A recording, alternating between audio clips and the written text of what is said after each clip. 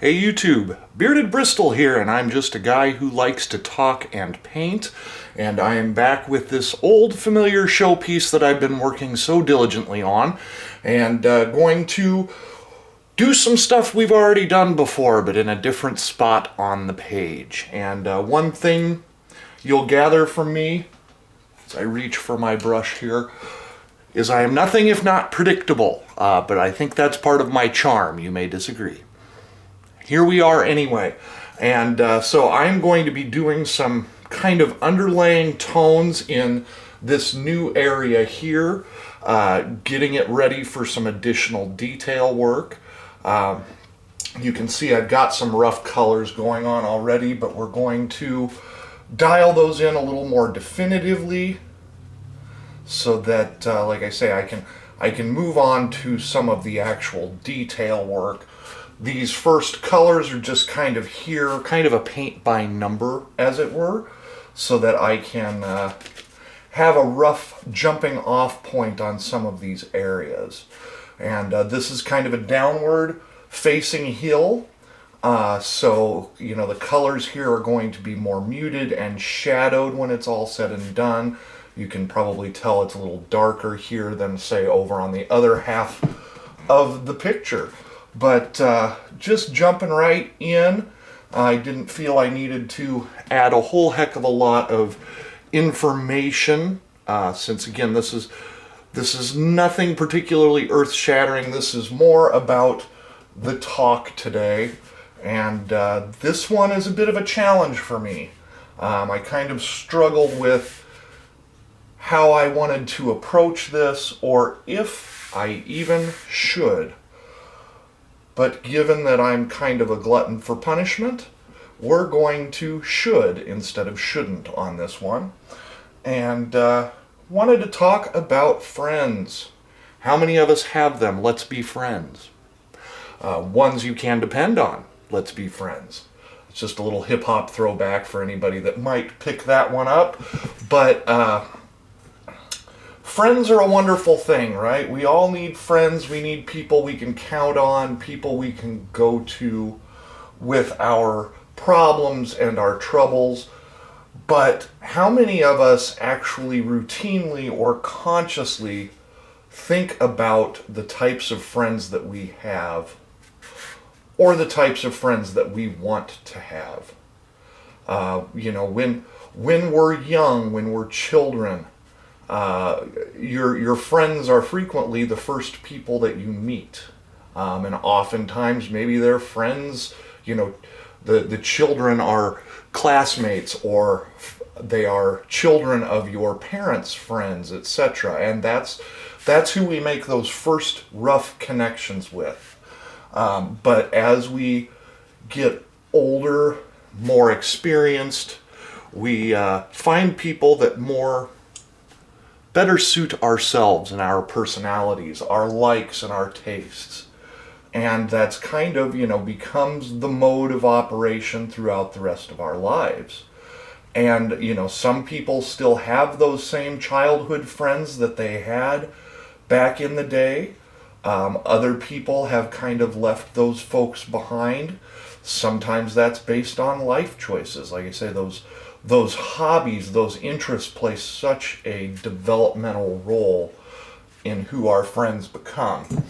But, you know, moving on from that just a little bit, you know, actively evaluating your relationships is so important in life. I have always made friends very easily, so I'm fortunate in that respect. But I did not evaluate those friendships probably until I was in my late 20s, maybe even into my 30s if we want to be honest about it. And that's a great disservice to my own development. And what I mean by that is I had a couple of friends in particular who were the right people for me at the time. And they helped me through, you know, my own developmental things.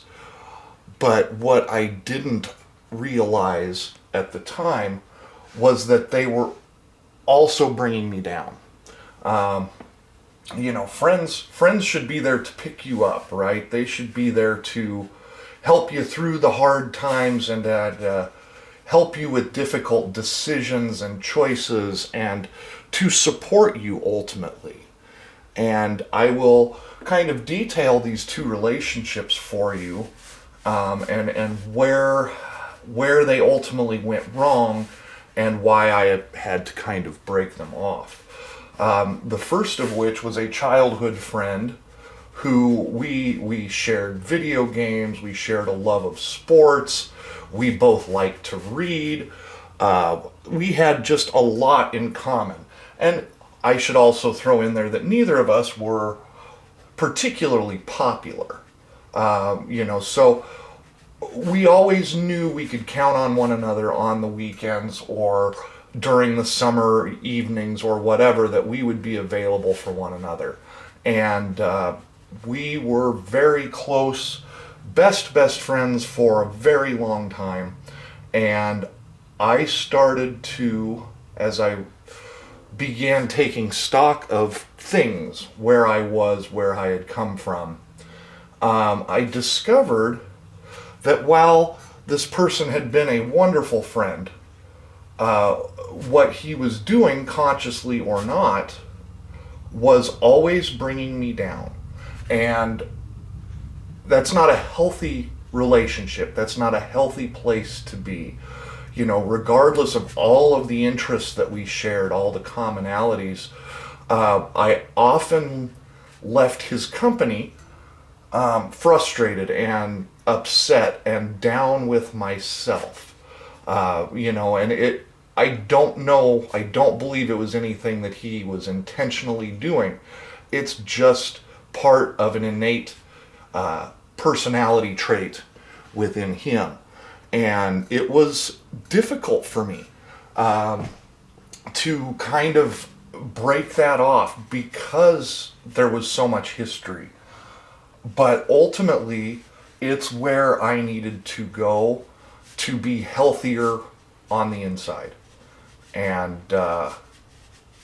we still talk. It was not the end per se where we cut off all contact with one another, but it was a very conscious decision on my part to realize the damage that the criticism and the put downs were doing to me on the inside. And so that was a very challenging decision to make, but you don't go without friends for very long. Not if you're seeking friendship, if you know what you're looking for, and if you're, just generally speaking, a good person, you can make friends very easily. But that said, the other relationship that I kind of had to break off and put an end to was with a former coworker in my 20s. And again, it was part of this same kind of reevaluation process that I put myself through. And it's not a formal process, but it was just absolutely taking stock of all of the things in my life and why wasn't I doing the things and getting to the places I wanted to go. And one of those relationships, like I say, former coworker. And our favorite hobby was to complain about work. And our second favorite hobby was to complain about the world. And our third favorite hobby was to complain about all of the stupid people in both of those environments. And turns out that's not very healthy either. We all work with or have worked with quote-unquote stupid people in our lives, and probably we have been one of those people at a time or two, whether we like to admit it or not. But this was toxic.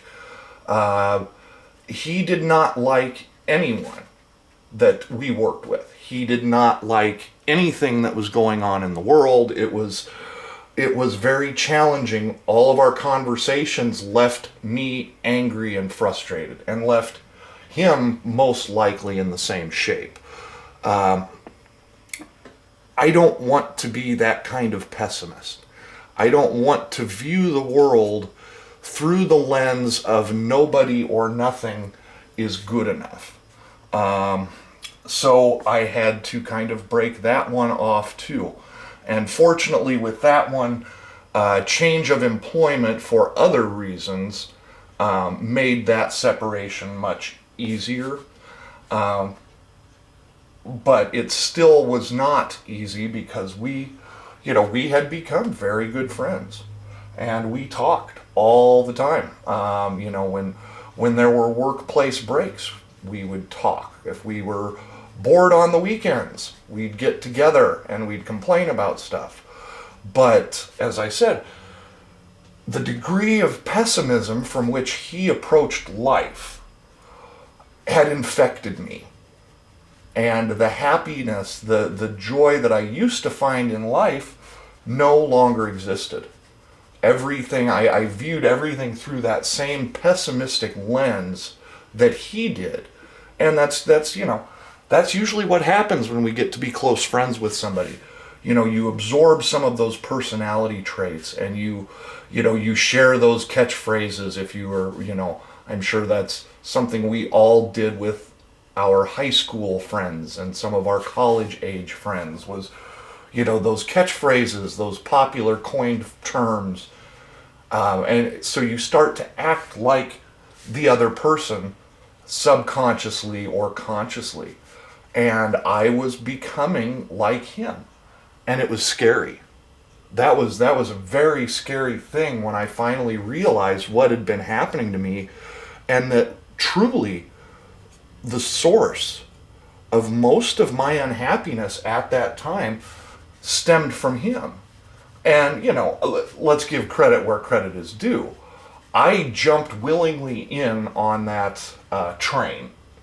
So he is not solely to blame for that, but it was the two of us together that was leading me down this really unhappy place.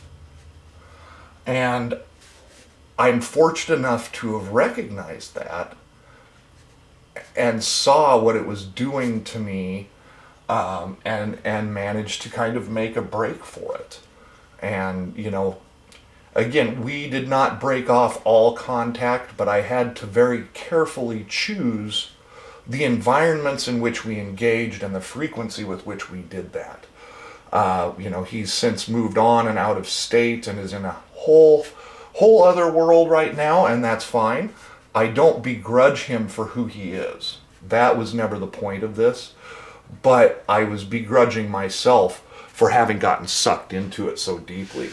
So those are just a couple of examples that I have in my own life where I had to take serious stock, and it's hard to leave those things and those people behind, but for my own health and well-being, I had to. And, there's still a feeling out period beyond that. It's not an immediate, you wake up tomorrow and you're a brand new person kind of thing.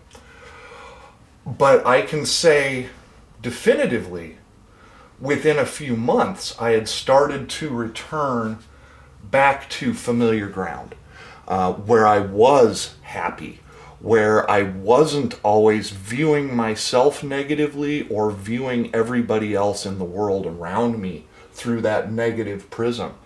And that was an important growth opportunity for me, because, again, if I hadn't taken stock, if I hadn't realized that there was a problem within me, I could very well still be in that place with those people or with other people with similar traits.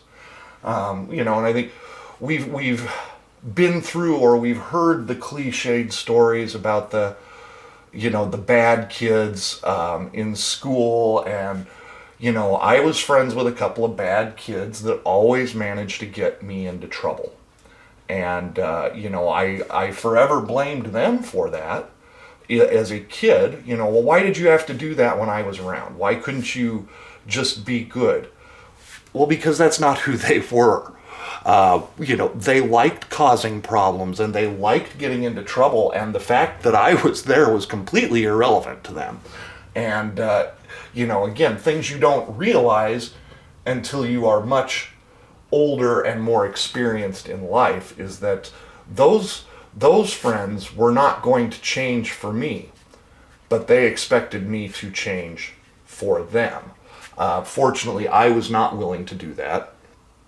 I stayed a pretty good kid who just occasionally got into trouble with his friends, but some of them never broke out of that place. One of them ended up in prison. So, those negative traits, those negative friendships can really be problematic if we aren't willing to kind of dive in and call a spade and recognize those things for what they are. And that those are places that most of us don't want to be and shouldn't be treading. So, easy to recognize with the really bad kids, with the really bad friends.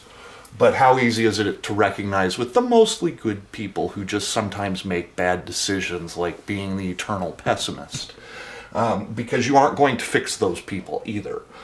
Generally speaking, you can provide some influence, you can provide some positive vibes, but unless they are willing to recognize the people that they are becoming or have become, they are not going to be willing to change for you. Again, they will expect you, on the other hand, to change for them. So, take stock in those friendships. Put some actual effort into, do I like the person I am when I'm around them? And it goes for your personal relationships too, by the way. Your boyfriends, girlfriends, spouses. Do they make you a better person? Do they enhance your life? Do you enhance theirs? And if you start to answer no to some of these questions, then, it's really time to evaluate the validity, the strength of those relationships. And one of the interesting things, if you read books by successful people, about successful people, etc., they will all tell you to, your friendships, the quality of your friendships will be a direct reflection of your own success in the world. And so if you have friends that are upwardly mobile and are building things and growing and being promoted and making money, etc., you are more likely to do that too. Because they are not going to hang around with you if you hold them back. They don't want a pessimist as a friend. They want an optimist. They want somebody around them that enhances who they are and the things that they want to do. And I think, that's something that held me back for a very long time, was not recognizing that it was some of those friendships that were holding me back, making me question my value and my self-worth. As those relationships went by the wayside, I was able to see for myself through a completely different lens what had been happening to me. And so those are just a couple of, kind of random examples of, friendships gone bad.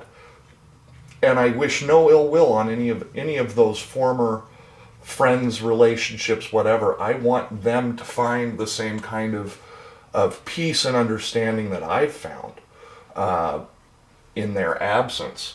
But in some cases, it's just not going to happen, and you have to be willing yourself to let go of those things and to move on. And, I said earlier, making friends is pretty easy, and I stand by that, but that doesn't mean that you're going to make the right friends on the first try. So it can be daunting to break those relationships, because then who will you hang out with on a Saturday night? You know, who will you go have beer and watch football with if you start to drift away from that person that's been such an integral part of your social, you know, sphere and whatnot. So it is a challenge. It's a scary thing to do, to actually start to limit your social sphere. But at the same time, it's also very liberating when you do find the people that support you and that have your back, and that are also looking to grow and develop, whether professionally, financially, personally. Those people exist that match your level of interest. And you just have to seek those people out. And once you find them, you've got a friend for life. You know, and I guess conversely to all of this, as I start to consider the wrapping up of things, is, are you the pessimist? Are you the troublemaker? Are you the one that's bringing other people down? And I hope the answer to that is no, but it may very well be yes. It's absolutely possible. So I am going to wrap up. My alarm hasn't gone off because I started it late. That's how we roll here. But I'm going to go ahead and start to wrap this up. A little Sunday afternoon scotch. This will be the only one of the day, by the way. I do not drink heavily. Try not to on any occasion, but certainly not on a Sunday with a Monday work day in front of me. But here we are. Made a little progress building in just some areas of color so that I can start to build out the detail. But I am going to kick back with a pipe, paint a little bit more, and think about my friends, new and old. I hope you're willing to do the same.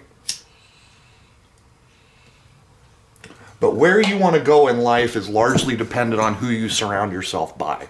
So consider deeply those friendships, those relationships, and what do they add to your success and where you want to be as a person. And if you find that the things that they're saying or doing are what's bringing you down, then it's probably time to move on, or at least have a very honest conversation with those people to express what's going on and why you have trepidation and why you feel, you know, that their friendship is actually hurting you. Nobody wants to say that to a friend or about a friend, but some friends out there, I'm sure, will listen and will be willing to attempt to change anyway.